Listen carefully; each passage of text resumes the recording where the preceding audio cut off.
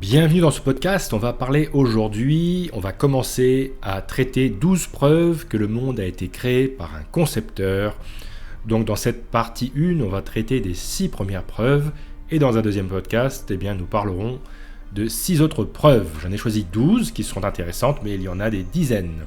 Alors les preuves de l'existence d'un créateur ou d'un concepteur sont nombreuses dans l'univers, si tant est qu'on puisse les examiner avec un tant soit peu de neutralité et d'ouverture. Il y a peu de doute qu'on ne puisse alors parvenir à la conclusion logique que derrière l'ingénierie et la complexité observée, il y a un maître horloger, un concepteur intelligent. La première de ces preuves est la thermodynamique. La première loi de thermodynamique indique qu'on ne peut créer ou détruire l'énergie. Selon cette loi, nous ne pouvons obtenir ce monde que si Dieu l'a amené à l'existence. Nous avons ensuite la deuxième loi de thermodynamique qui indique que l'entropie et le désordre augmentent constamment dans l'univers. Cela implique que nous avons eu besoin de Dieu pour mettre de l'ordre dans cet univers au départ. Ces lois définissent ce qui est possible et ce qui est impossible. Dans le cadre de ces lois, rien ne pourrait se créer et s'ordonner par lui-même. Mais comme il y a eu création et ordonnancement, cela indique un concepteur en dehors de ces lois. En fait, Dieu est le concepteur de ces lois et il n'y est lui-même pas soumis. L'univers traduit une pensée conceptrice et non plusieurs, car les lois de la physique le concernent tout en entier. Les modèles polythéistes en indiquant plusieurs dieux, comme faisant partie de la création, parfois en guerre, ou les modèles panthéistes indiquant que Dieu est tout, qu'il est l'intégralité du monde, ne répondent pas aux exigences des deux lois de la thermodynamique. L'univers est homogène dans ses lois et son fonctionnement, ce qui ne serait probablement pas le cas s'il y avait plusieurs dieux, et il ne serait pas stable si ceux-ci étaient en conflit. De plus, le concepteur est un être intelligent, conscient, personnel, qui est hors de l'univers, au-dessus des lois de la physique, il ne peut y être soumis comme dans un modèle panthéiste. La deuxième preuve s'observe dans les 4 forces fondamentales qui règnent dans l'univers. Il y a un équilibre très délicat à maintenir dans l'univers, celui des forces électromagnétiques qui doivent rester constantes par rapport à la force de la gravitation. Ces deux forces doivent demeurer synchronisées. Si la force électromagnétique augmentait de peu, seules des petites étoiles se formeraient. Si elle diminuait un peu, seules des grosses se formeraient. Pour que la vie existe dans l'univers, il est nécessaire d'avoir de grandes et de petites étoiles. Les grandes parce qu'elles produisent la plupart des éléments essentiels à la vie. Des petites comme le Soleil car seules elles brûlent de façon stable pour maintenir la vie sur une planète. La vie existe uniquement à cause de l'équilibre de ces forces dans l'univers. Tout doit être juste. La force électromagnétique est essentielle aux liens moléculaires. Si cette force était un tout petit peu plus forte, les atomes ne pourraient pas échanger leurs électrons. Si elle était un tout petit peu plus faible, les noyaux ne pourraient pas s'attacher à leurs électrons. La grande force nucléaire, celle qui lie entre les protons et les neutrons dans l'atome, si elle était très légèrement plus faible, seuls les éléments lourds pourraient exister, et si elle était un petit peu plus forte, seul l'hydrogène pourrait se former. Si la grande force nucléaire était augmentée d'un peu plus de 0,4%, les étoiles produiraient beaucoup de carbone mais pas d'oxygène. Inversement, si la grande force nucléaire était réduite de la même quantité, les étoiles produiraient beaucoup d'oxygène mais pas de carbone. De même, un petit changement dans la masse des quarks détruirait la capacité d'une étoile à produire à la fois du carbone et de l'oxygène. Sans carbone, la vie à base de carbone ne pourrait pas exister. Sans oxygène, il ne peut y avoir ni eau ni vie telle que nous la connaissons. Parlons maintenant de la troisième preuve qui est le Soleil. De nombreux chrétiens sont conscients que la distance entre la Terre et le Soleil est idéale. S'il était un peu plus loin, tout serait givré. Un peu plus proche et tout serait brûlé ou évaporé. Mais la complexité de la relation entre la Terre et le Soleil est plus riche que ça. Non seulement la Terre et le Soleil sont bien positionnés l'un par rapport à l'autre, Mais le Soleil est lui-même bien placé dans notre galaxie et la Terre aussi. Par exemple, il n'y a pas d'autres étoiles qui viennent concurrencer le Soleil dans notre système solaire, comme c'est pourtant le cas dans la plupart des autres systèmes. Ces environnements sont souvent multi-étoiles, et ils engendrent des variations de température dangereuses pour les planètes aux alentours. La Terre et le Soleil ne sont pas au centre de la galaxie, mais environ aux 2/3 de la sortie de la galaxie, et cela est une heureuse configuration, car la compétition et les conditions sont féroces au centre. L'orbite du Soleil fait qu'il ne se rapproche pas trop près de l'intérieur de la galaxie, où des explosions d'étoiles, des supernovas extrêmement puissantes et régulières se produisent. Le Soleil orbite presque parallèlement au plan galactique.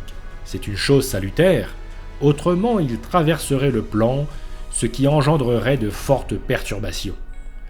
Le Soleil est à la bonne distance du centre galactique, ce qui lui permet d'avoir une vitesse orbitale correspondant à celle des bras spiraux de la galaxie.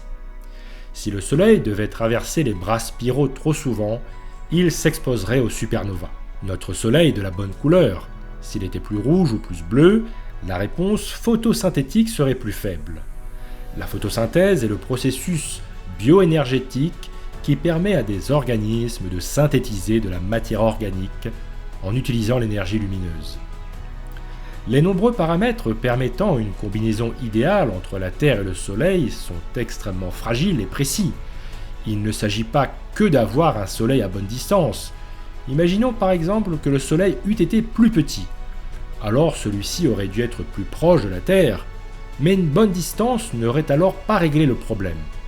Cela aurait au contraire posé des problèmes de marée gravitationnelle qui auraient perturbé la rotation de la Terre jusqu'à peut-être verrouiller une face de la Terre vers le Soleil, entraînant une face trop chaude et une face trop froide. Le Soleil est suffisamment énorme qu'il parvient à nous maintenir en permanence sous sa force de gravité, peu importe sa distance avec la Terre. Heureusement pour nous, la Terre a beaucoup d'élan latéral. Le résultat est que la Terre tombe continuellement vers le Soleil, mais le manque à chaque fois. Dieu soit loué, il y a un équilibre qui lui permet aussi bien de ne pas quitter son orbite et de s'envoler dans l'espace, que de ne pas être entraîné vers le crash contre le Soleil. Certains pourraient mentionner le fait que des étoiles plus grosses que le Soleil existent, mais on ne juge pas l'utilité d'une étoile à sa taille. À quoi nous servirait une étoile comme Bételgeuse qui engouffrerait toutes les planètes aux alentours? Que ferions-nous d'une étoile trop brillante comme Rigel qui envoie des radiations à haute fréquence? Le Soleil a une masse adaptée, s'il était plus gros, sa luminosité changerait trop rapidement et il y aurait trop de rayonnement à haute énergie. Notre Soleil est remarquablement stable. Imaginons si celui-ci variait comme d'autres soleils de quelques pourcents voire plus. La vie aurait tout de suite été impossible. Avoir un Soleil à une bonne distance, une bonne taille, une bonne couleur, etc. sont des caractéristiques efficaces. Mais comme le Soleil est à portée de tir de la Terre, ses vents solaires envoient également des particules chargées très dangereuses en direction de la Terre. Mais là intervient une autre merveille de conception, le champ magnétique terrestre qui nous protège des radiations cosmiques, mais aussi des particules émises par le Soleil. On pourrait considérer ces vents solaires comme des ennemis agressifs, dangereux, desquels notre champ magnétique nous protège, mais ils sont en réalité des alliés. Ces vents solaires sont nécessaires et salvateurs, ils protègent le système solaire. Ces vents soufflent sur de très longues distances, cela nous amène à parler de l'héliosphère, qui est une zone en forme de bulle allongée dans l'espace. L'héliosphère est engendrée par les vents solaires, et sa limite est l'héliopause, qui délimite la zone d'influence des vents solaires. Voici la citation d'un scientifique sur l'héliosphère. D'après les données de voyageurs, cette bulle s'étend à environ 11 milliards de kilomètres du Soleil à son bord d'attaque entourant le Soleil, les 8 planètes et la plupart des objets extérieurs en orbite autour de notre étoile. Bonne chose aussi, l'héliosphère protectrice protège tout ce qu'elle contient, y compris notre fragile ADN, de la plupart des radiations les plus énergétiques de la galaxie. En dehors de l'héliosphère, il y a beaucoup plus de rayons cosmiques à haute énergie. Ce sont des particules extrêmement énergétiques et très dangereuses pour nous, beaucoup proviennent d'explosions de supernovas d'étoiles massives. Ainsi, les vents solaires nous protègent tout en nous menaçant par la même occasion, mais cette menace est maîtrisée grâce au champ magnétique terrestre, qui est lui produit par les courants électriques dans le noyau de la Terre. C'est la nature du noyau terrestre qui fournit un très bon environnement pour les courants électriques. Autrement dit, il y a des éléments indispensables pour permettre la vie qui sont indépendants les uns des autres. Tout cela doit fonctionner de concert pour permettre la vie et maintenir un environnement favorable.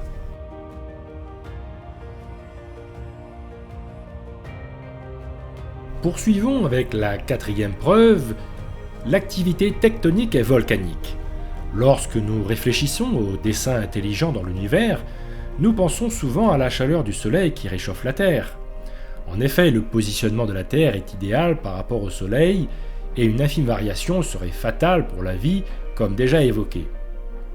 Mais il y a une autre chaleur qui est tout aussi essentielle pour permettre la vie sur Terre.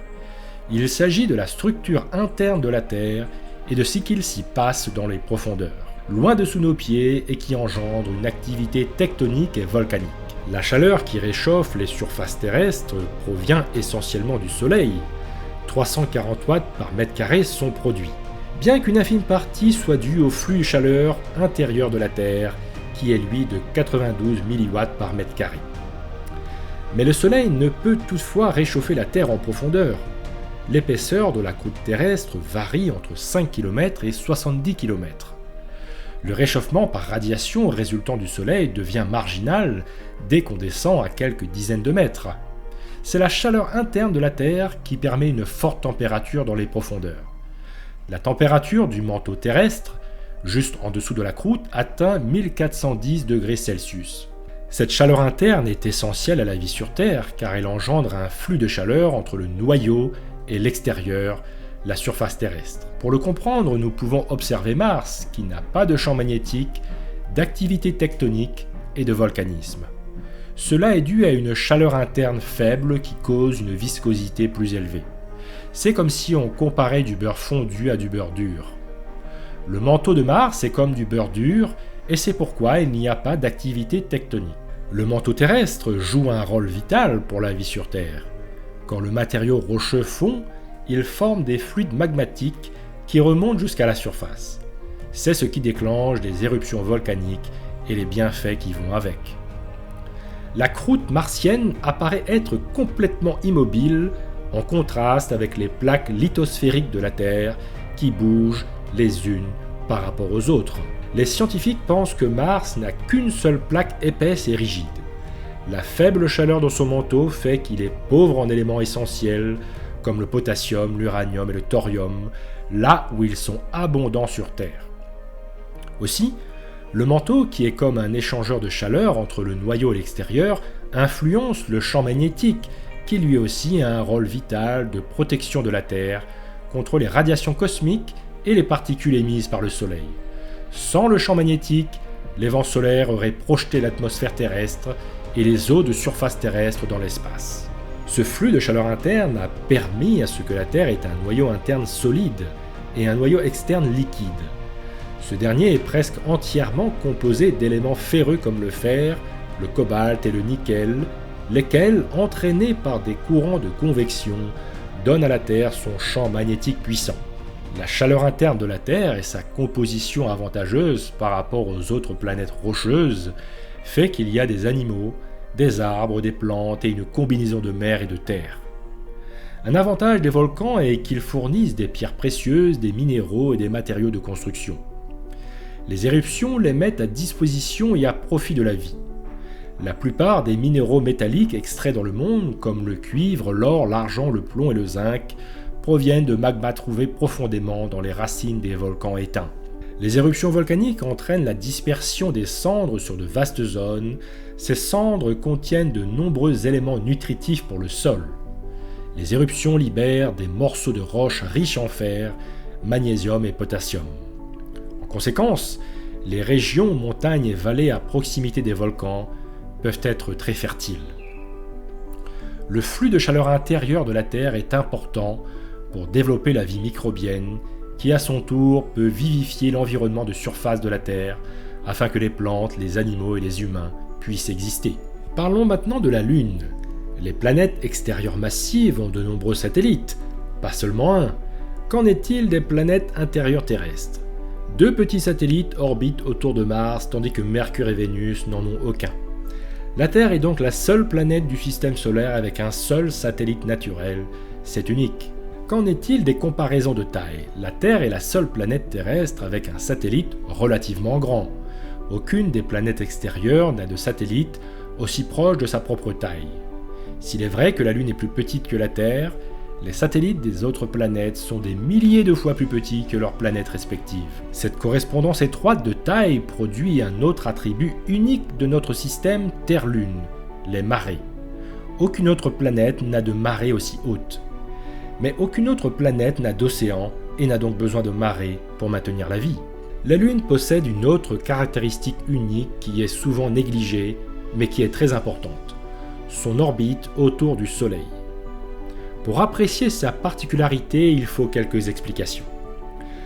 De manière générale, les petits satellites se déplacent sur une orbite elliptique autour de leur planète, une sorte de cercle allongé. Cependant, tous les principaux satellites, y compris la Lune, ont des orbites presque circulaires autour de leur planète. Comme chaque satellite tourne autour de la planète, il tourne également autour de son propre axe. La plupart des satellites, y compris notre Lune, gravitent autour de leur planète dans la même direction que les planètes tournent sur leur axe, à une exception près parmi les principaux satellites Triton de Neptune. Voici ce qui est intéressant. La plupart des principaux satellites gravitent sur un plan qui correspond à la rotation de la planète le long de son équateur. De nombreux satellites mineurs gravitent de cette façon aussi, bien que certains aient des orbites elliptiques extrêmes avec des trajectoires étranges autour de leur planète. La Lune ne rentre dans aucune de ces catégories. Cependant, la Lune tourne sur un plan qui correspond presque au plan de la révolution terrestre autour du Soleil. Aucun autre satellite n'orbite dans le même plan que sa planète tourne autour du Soleil. Pas un sur 175. La plupart des satellites de notre système solaire, tels que Triton de Neptune et Ganymède de Jupiter, gravitent sur un plan qui correspond à la rotation de leur planète le long de son équateur. La Lune n'est pas comme ça. Elle orbite à peu près dans le même plan que la Terre tourne autour du Soleil. La Bible explique que le Créateur a placé la Lune sur cette orbite dans un but spécial. Elle joue un rôle vital dans le maintien de l'inclinaison de la Terre, ce qui donne des saisons et maintient des températures équilibrées. Aucune autre planète n'a une Lune comme celle-ci. Ce fait a un effet profond sur la Terre, suggérant un dessein intelligent. La Terre a besoin de maintenir son inclinaison afin d'avoir les saisons changeantes et de maintenir des températures assez équilibrées dans le monde entier. Mais d'autres corps du système solaire exercent une petite force gravitationnelle qui tend lentement à modifier l'inclinaison axiale de la Terre. Si rien n'était fait, l'inclinaison de la Terre changerait progressivement. À un extrême, ce changement de l'inclinaison de la Terre aurait pour conséquence une absence de saison. À l'autre extrême, les changements saisonniers seraient beaucoup plus drastiques qu'aujourd'hui. Une grande partie de la Terre passant des tropiques bouillonnants en une saison aux hivers glaciaux et sans soleil de l'Antarctique. Évidemment, cela aurait des conséquences désastreuses pour les êtres vivants, mais cela ne se produit que grâce à la grande taille unique de la Lune par rapport à la Terre et de son orbite unique dans le même plan que la Terre en orbite autour du Soleil. Ces deux facteurs se combinent pour permettre à la Lune de stabiliser l'inclinaison de la Terre à 2 degrés près.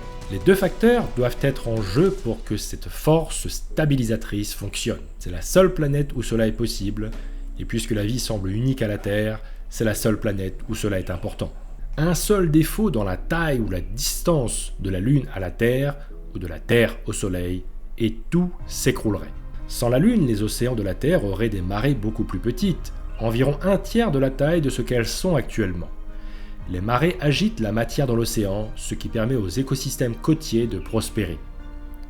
Les animaux de ces environnements, crabes, moules, étoiles de mer, escargots, dépendent des marées pour survivre. Sans écosystème côtier, cela pourrait avoir des répercussions sur d'autres animaux terrestres et marins et entraîner des extinctions massives. Les nuits seraient bien plus sombres et cela entraînerait des problèmes pour beaucoup d'espèces, notamment des extinctions. Le prochain objet le plus brillant dans le ciel nocturne est Vénus, mais ce ne serait toujours pas suffisant pour éclairer le ciel. Une pleine lune est presque 2000 fois plus brillante que Vénus à son plus brillant. De plus, les mouvements des marées aide à stabiliser le climat de la Terre. Les courants océaniques sont entraînés par les marées qui distribuent de l'eau plus chaude dans le monde entier et influencent le climat mondial. Les températures pourraient être potentiellement plus extrêmes sur Terre sans cette influence. Enfin, et probablement le plus inquiétant, les saisons de la Terre pourraient changer considérablement si la Lune disparaissait. Nous vivons des saisons sur Terre, printemps, été, automne et hiver, parce que la Terre est inclinée. Par rapport au plan sur lequel nous gravitons autour du Soleil, l'inclinaison de la Terre est d'environ 23,5 degrés. C'est l'attraction de la gravité de la Lune sur la Terre qui maintient notre planète en place. Si la Lune ne stabilisait pas notre inclinaison, l'inclinaison de la Terre varierait énormément. Elle passerait d'une inclinaison inexistante, ce qui signifie aucune saison, à une grande inclinaison, ce qui signifie des conditions météorologiques extrêmes et même des périodes glaciaires. La vie sur Terre ne survivrait probablement pas longtemps sans la Lune. Comme l'a dit le professeur de physique Paul Davies, l'impression du design est écrasante. L'une des vues les plus fascinantes du ciel est une éclipse totale de Soleil. Cette vue est possible car la Lune a presque exactement la même taille angulaire à 1/2 degré près dans le ciel que le Soleil. Elle est à la fois 400 fois plus petite et 400 fois plus proche que le Soleil. Cela ressemble à une conception intelligente. Il y a 181 lunes dans notre système solaire et il n'y a aucune autre relation planète-lune qui ne produise une éclipse solaire totale. Cela ne semble pas être un accident. De plus, cela n'a d'importance que sur Terre, car il y a de la vie et les êtres humains peuvent observer cette éclipse totale.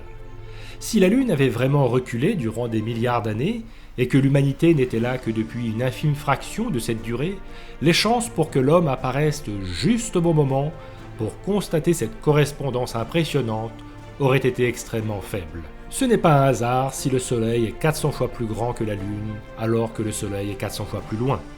Cette situation unique signifie que le Soleil et la Lune apparaissent à peu près de la même taille dans le ciel.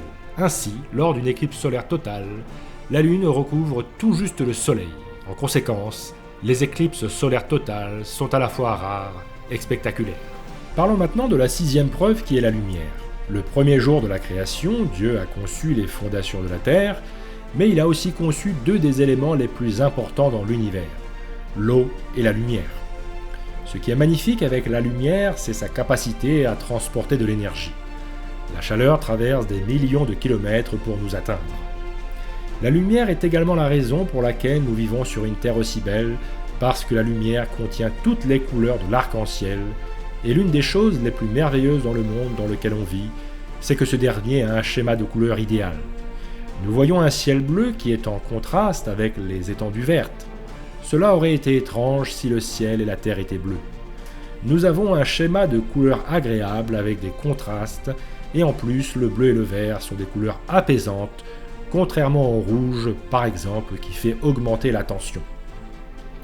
Nous avons donc un joli schéma de couleurs, et la meilleure explication est que cela a été conçu ainsi. Quand on pense à la vie dans cette perspective, cela signifie que le grand artisan concepteur nous a non seulement donné la lumière pour des raisons fonctionnelles, mais aussi pour des raisons esthétiques.